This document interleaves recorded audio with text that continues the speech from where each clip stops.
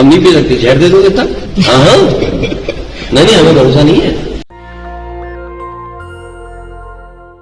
ये वीडियो सुना आपने, मैं एक साथ आपको 3 तस्वीरें दिखा रहा था।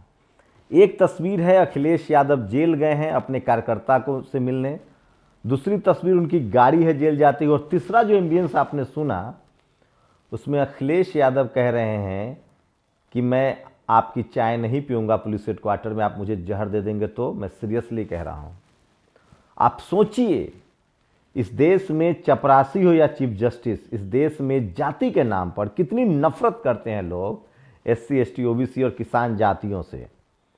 जानबूझकर इस देश के तमाम इंस्टीट्यूशन कह रहा हूं मैं, चाहे वो सुप्रीम कोर्ट हो, हाई कोर्ट हो, चुनाव आयोग हो, इनकम टैक्स हो, ईडी हो, चाहे सीबीआई हो, इन सब में जो लोग बैठे हुए हैं वो जाति विशेष के लोग बैठे हुए हैं। गवाही सबूत दूंगा, एक भी गैर ब्राह्मण अधिकारी को एक्सटेंशन नहीं मिला है जिस तरह का एक्सटेंशन इनकम टैक्स, ईडी और सेक्रेटरी लेवल के अधिकारियों को मिला है। सोचिए, इस देश के सबसे बड़े cardiac surgeon doctor Jagdish Prasad को 60 की उम्र में रिटायर कर दिया गया, उनको एक्सटेंशन नहीं दिया गया, जबकि 62 की रिटायरमेंट थी, क्योंकि वो बहुजन समाज से थे, वो आरक्षण लागू कर रहे थे।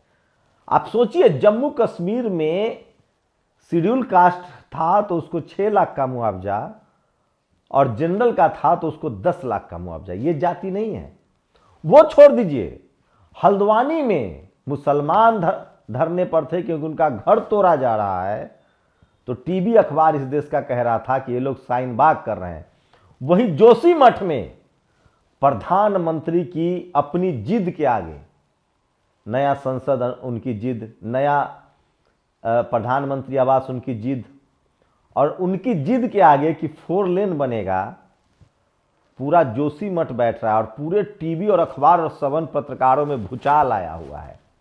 ये सब जातिवाद नहीं है। इस देश का हर फैसला जाति के आधार पे होता है।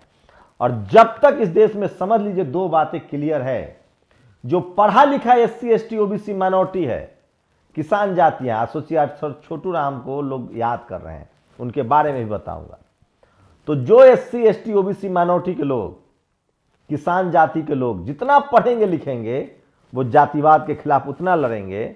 इसीलिए स्कूल कॉलेज बंद किया जा रहा है, आपको पढ़ने से दूर रखा जा रहा है, कहा जा रहा है कि आप पकौड़ा तलिए मजदूरी बनिए। वही शोषक जाति से जितना लोग पढ़ेंगे लिखेंगे उतना महीन जातिवाद करेंगे। मैं इस बुलेटिन में ये साबित कर दूंगा। नमस्कार, मैं शंभू कुमार सिंह और आप देख रहे हैं नेशनल दस्तक। एक बुलेटिन देख लीजिए और इस देश के सारी खबरें आपको पता चल जाएंगी, इस देश की स्थिति पता चल जाएगी। ये पहला वीडियो देखिए। हम नहीं पी सकते, जहर दे दोगे तब? हाँ, नहीं हमें भरोसा नहीं है। अखिलेश यादव अब सड़कों पर उतरने लगे, उनको अपने कार्यकर्ताओं को बचाना है। सोचिए, एक अदना सा बीजेपी की महिला कार्यकर्ता जो लगातार डिंपल यादव और अदिति यादव को गाली दे रही है, उसकी गिरफ्तारी नहीं हुई है क्योंकि बीजेपी उसको बचाएगी। बीजेपी के समर्थक इसलिए खुश होते हैं कि बीजेपी के समर्थकों को, चाहे वो बम ब्लास्ट के आरोपी हो साध्वी प्रज्ञा, उनको टिकट मिलता है, चाहे वो रेपिस्ट हो, सजा हो जाए तो भी बिल्किस बानो की तरह छोड़ दिए जाते हैं। दिल्ली में वो एक बेटी को 13 किलोमीटर घसीट कर मार दे तो भी उसको पार्टी से नहीं निष्कासित किया जाता। ये है बीजेपी। और दूसरी तरफ बाकी पार्टियां हैं, उनको अपने कार्यकर्ताओं का तो छोड़ दीजिए, उनके नेता खुद नहीं बोलते। अब अखिलेश यादव को लग गया है और वो सड़कों पर उतरने लगे हैं। कुछ लोग कह रहे हैं कि उनको पुलिस पर भरोसा नहीं। कैसे भरोसा करें जिस देश में चपरासी से लेकर चीफ जस्टिस तक जाति देख के काम करे। आप देख लीजिए कि यूपी के थानों में किस तरह की तैनाती है, किन जातियों की तैनाती है, किन जाति के अधिकारी हैं। ठीक किया अखिलेश यादव ने, कहा कि मैं अपनी चाय नहीं पीऊंगा, अपनी चाय पीऊंगा, आपकी चाय नहीं पीऊंगा, जहर दे देंगे आप। ये इस देश की जातिवाद की सच्चाई है। और वो अपने कार्यकर्ताओं से मिलने लगे। लेकिन सवाल है कि क्या जो राजपूत समाज से जो बीजेपी की कार्यकर्ता है, जो डिंपल यादव और अदिति यादव को गाली दे रही हैं, क्या उनकी गिरफ्तारी होगी? सोचिए, डिंपल यादव भी ठकुराइन थी, ठाकुर समाज से थी, लेकिन चूंकि यादव घर में ब्याही गई तो अब उनके लिए जाति जो है वो काम नहीं करेगा। और आपको क्या लगता है, इस देश की कोई भी पार्टी हो, बीजेपी आरएसएस का स्लीपर सेल हर समय काम करता है। यह आचार्य प्रमोद कांग्रेस का नेता है, ये कह रहा है कि इस देश में दो ही जाति है, एक अमीर और गरीब, इसलिए जाति जनगणना जरूरी नहीं है। सोचिए, ये है कांग्रेस के नेता की लाइन। मैं फिर कह रहा हूं, इस देश में पार्टी कोई भी हो, आप नेताओं को जाति के चश्मे से जब देखेंगे ना तो उसके सारे क्रियाकलाप सामने आ जाएंगे। और इसीलिए इस देश में बहुजन नेताओं को लालू यादव, मायावती जी, मुलायम सिंह यादव, हेमंत सोरेन, शिबू सोरेन, डीएमके, तमाम बहुजन नेताओं को, यहां तक कि बीजेपी के बंडारू लक्ष्मण तक को बदनाम कर दिया गया, क्योंकि वो उनकी जाति पता कीजिए। और यह चंदा कोचर और दीपक कोचर, सोचिए कोर्ट ने कहा है कि सीबीआई ने इनकी अवैध गिरफ्तारी की है।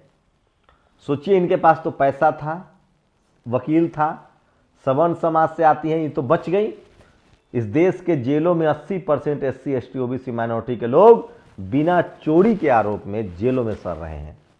ये महामहिम राष्ट्रपति द्रौपदी मुर्मू ने कहा है, मैं नहीं कह रहा हूं। आंकड़ा आया है, इस देश में 425 के आसपास जो जज हैं उसमें 79% अपर कास्ट जज हैं। सोचिए, अमेरिका में एक सिख समाज की महिला जज बनी है, उसका पूरा खबर मैंने पढ़ा। उन्होंने कहा कि अमेरिका में 5 लाख सिख समुदाय के लोग रहते हैं, उनका रिप्रेजेंटेशन है ये सिख समाज की जज। सोचिए, अमेरिका जैसे देश में आज भी रिप्रेजेंटेशन का सवाल है। वो जज बनाई गई है उस शहर में जहां 20,000 सिख रहते हैं, लेकिन भारत के 85% लोगों को अपना रिप्रेजेंटेशन समझ में ही नहीं आता है। अरे जो शिकार कर रहा है, जो शिकारी है, हिरन का जो शिकार कर रहा है, वो कहेगा कि मैं हिरन को न्याय कर दूंगा। बिल्ली का असली कैरेक्टर होता है चूहे का शिकार करना, वो चूहे का दोस्त नहीं हो सकता। इसलिए जब तक हिरन और चूहा जज नहीं बनेगा, जब तक जिससे जो पीड़ित है उस पीड़ित समुदाय का जज नहीं बनेगा, तब तक उसको न्याय नहीं मिलेगा। यही नैसर्गिक न्याय का सिद्धांत है। और कब तक दबाओगे? ये एक एम्बियंस सुन लीजिए 2 सेकंड का। जय Bhim. It's such a pleasure to say Jai Bhim here in the United Nations. United nation में जय भीम बाबा साहेब का ये नारा गूंजा। और सोचिए, ये है वो अखबार। आतंकी हमले में मारे गए उच्च जाति के हिंदुओं को 10 लाख का मुआवजा, दलित परिवार को 6 लाख का मुआवजा। बीजेपी का वहां लेफ्टिनेंट गवर्नर है। ये देश जातिवाद के सरान से बदबू करता रहता है। और हमसे पता है नफरत क्यों है लोगों को, जातिवादियों को, मनुवादियों को, क्योंकि मैं आंख में आंख डालकर यही सवाल करता हूं। उनको लगता है कि ये कौन आ गया है जो बोल रहा है। जिस दिन इस देश का बहुजन बोलने लगेगा, सिर्फ मैं रोज कहता हूं आपको, आप सब काम जानते हैं, बस बोलना शुरू कर दीजिए। और सोचिए, जय भीम। असिस्टेंट प्रोफेसर की भर्ती में ईबीएस पद आरक्षित था, एक रिजर्वेशन, एक ही सीट था ईबीएस का, और 3 लोगों को नौकरी दे दी गई। एससी का 1, ओबीसी का 0।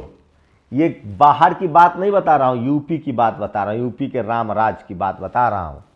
इसलिए कह रहा हूं बहुजन समाज जागो। ये है शिव खेरा। इस आदमी की किताबें हैं ना, तो उसको घर से निकाल दीजिए। शख्स घोर जातिवादी, मनुवादी, ब्राह्मणवादी है और आरक्षण के खिलाफ है, संविधान के खिलाफ है। इसका ये अखबार में कटिंग देख लीजिए। और ये देखिए, social diversity missing in high judiciary, centre tells house parliament में कहा है। आप ये खबर देखिए, नितिन मिश्राम ने शेयर किया। 424 जजों में 79% जज जो हैं वो सवर्ण समाज से हैं। ओबीसी के 57 हैं, माइनॉरिटी के 14 हैं, एससी के 15, एसटी के सिर्फ 7 हैं और 20 बाकी अदर्स हैं। तो ये इस देश की व्यवस्था को आपको बदलना पड़ेगा। आप नहीं बदलेंगे तो आप गुमनामी में खो जाएंगे। और आज सोशल मीडिया पर सबसे ज्यादा ये वीडियो वायरल है। आपने मोन्टाज में सुना होगा, तुम्हारी हिम्मत कैसे हुई।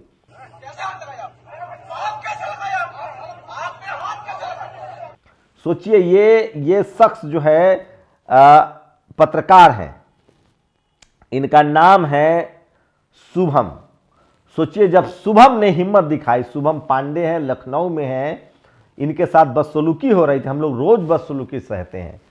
सोचिए, जब इस यूपी के अधिकारी शुभम पांडे के साथ इस तरह की बदसलूकी कर सकते हैं, तो एससी एसटी ओबीसी माइनॉरिटी का क्या है। इस देश के पत्रकारों ने अपनी साख को खुद गिरवी रख दिया है। और ये सवर्ण समाज को सोचना पड़ेगा कि पत्रकारिता सबसे ज्यादा बदनाम क्यों हो गई, सबसे ज्यादा कोई भी उनको जुतिया के लतिया के क्यों चला जाता है? क्योंकि आपने समझौता कर लिया है। खैर, यहां शुभम पांडे ने अपने आत्मसम्मान की लड़ाई लड़ी है। मैं फिर कह रहा हूं, अपने आत्मसम्मान की लड़ाई। हम इसको पत्रकारिता के सम्मान की लड़ाई भी देख सकते हैं, लेकिन मैं फिर बार बार कह रहा हूं कि इस देश के सवर्ण पत्रकारों से आप SC ST OBC माइनॉरिटी के हक अधिकार, किसान जातियों के हक अधिकार की उम्मीद मत करिएगा, ये आपकी भूल है। हाँ, ये जो ईमानदार पत्रकार हैं वो हिंदू मुस्लिम पर प्रो मुस्लिम हो सकते हैं, लेकिन ये SC ST लालू यादव, मुलायम सिंह यादव, मायावती जी के लिए उतने ही निष्ठुर हैं, उतने ही बड़े आलोचक हैं। और ये लोग हिंदू मुस्लिम के मुद्दे पर मुस्लिम के साथ दिख सकते हैं, लेकिन बाकी SC ST OBC माइनॉरिटी, मुसलमान के OBC आरक्षण के पक्ष में नहीं है। सिर्फ धार्मिक एजेंडे पर इनका एक अपना स्टैंड होता है, गंगा जमुनी तहजीब बोलते हैं उसको। और विनीता यादव ने लिखा है, मनीष जगन की रिहाई से ज्यादा जरूरी है ऋचा राजपूत गिरफ्तार हो। इस हद तक गिरकर ट्वीट करने का कौन इस्तेमाल कर सकता है? और आज दिन बंधु सर छोटू राम जी के 78वें स्मृति दिवस पर विनम्र अभिवादन। बामन मिश्राम ने, सर छोटू राम जाट समाज में पैदा हुए थे और इस देश के मनुवाद से पंगा लिया, और अंग्रेजों के समय में भी उन्होंने पंजाब प्रांत जीता था। और देश को विश्व गुरु बनाने की बात करने वाले सुधीर चौधरी के गांव की हालत देखिए, सड़क नहीं बिजली भी गायब है। ये लोग सुधीर चौधरी के गांव पहुंच गए हैं, वो स्क्रीनशॉट देख लीजिए। और हाथ कैसे लगाया, पहले तुमसे सवाल पूछने का हक छीना, फिर तुमसे बोलने का हक छीना। आप चुप रहे तो तुम्हारा आत्मसम्मान, तुम्हारी प्रतिष्ठा, तो बारी तो आएगी सवर्ण पत्रकारों, बारी आएगी आपकी भी। और यूपी में योगी सरकार ने बुलडोजर का प्रयोग शुरू किया। सोचिए, कांग्रेस बहुत अलग नहीं है बीजेपी से, वो भी कानून को धाते पर रखकर राजस्थान में बुलडोजर का प्रयोग कर रही है। और सोचिए, ये है कामुक भावनाओं से घिरे कुंठित व्यक्ति, सफाई महोत्सव के नाम पर नग्न नृत्य, राकेश त्रिपाठी। इस देश के सवर्ण पत्रकार, सवर्ण एक्टिविस्ट, सबको छूट है SC ST OBC माइनॉरिटी और तमाम नेताओं को गाली गलौज करने का, किसानों को गाली गलौज करने का। खैर, और सोचिए, पूर्व मंत्री स्वाति सिंह की बेटी को लेकर BSP के नसीमुद्दीन सिद्दीकी ने एक बयान दिया था, कैसे बवाल खड़ा हो गया था। लेकिन आज अखिलेश यादव के लिए कोई टीवी अखबार खड़ा नहीं है। और ये देखिए, अभी से पूछो टोटी। सोचिए, नेहा यादव, ये डॉक्टर ऋचा राजपूत है जो लगातार गाली दे रही थी। और engineer Ramji Gautam, member of parliament Rajya Sabha BSP का, इन्होंने सवाल पूछा है, देश में दलित, आदिवासी, वंचितों के साथ अत्याचार और अन्याय। सोचिए कि हत्या हुई 10 लोगों की, तो सवर्णों को 10 लाख का मुआवजा और शेड्यूल कास्ट को 6 लाख का मुआवजा, इसीलिए क्योंकि आप हिंदू बने हुए हैं। और गाजियाबाद में ऑटो चालक धर्मपाल यादव की गाड़ी का दूसरी गाड़ी से एक्सीडेंट हो गया। उसको पुलिस ने इतना मारा कि वो मर गया, क्योंकि उसके नाम में यादव लिखा था।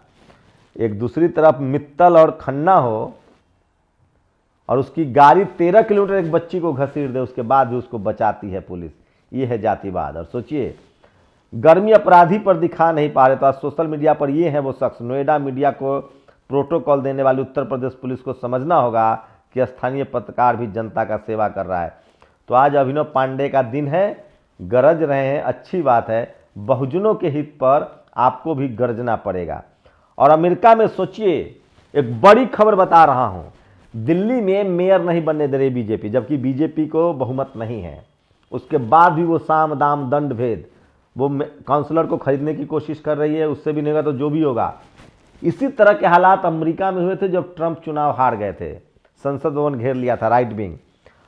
अब ब्राजील में भी राइट विंग जो कि चुनाव हार गए हैं। सोचिए, बोल्सोनारो जो मोदी जी के बड़े करीबी दोस्त थे, बोल्सोनारो चुनाव हार गए हैं, राइट विंग से आते हैं, कुछ समुदाय का समर्थन है और उन्होंने संसद पर कब्जा कर लिया। लोग कह रहे हैं कि क्या 2024 में भारत में भी तो ऐसा नहीं होगा। तो ये सबसे बड़ी सोशल मीडिया पर खबर है। और 1966 में दिल्ली में गौ रक्षा के मामलों में साधियों और जनसंघों का जबरदस्त प्रदर्शन हुआ था। तब लोहिया ने पूछा था कि रोजी रोटी के लिए कब प्रदर्शन करोगे।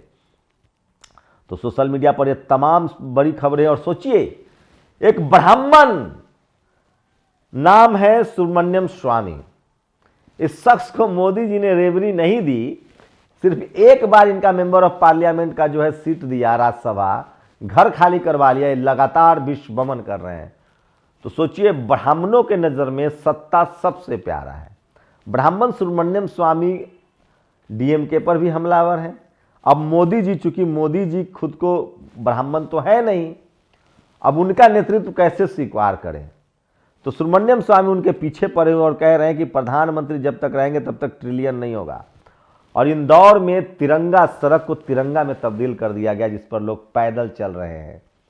और बीसीसीआई, सूर्या अपनी टीम में सबसे अच्छा खेला, बहुत खूब, हम आपको अगली सीरीज के लिए आराम देते हैं। टेस्ट खेलने के लिए सूर्या को अभी भी टेस्ट में नहीं चुना जा रहा है, तो सोचिए।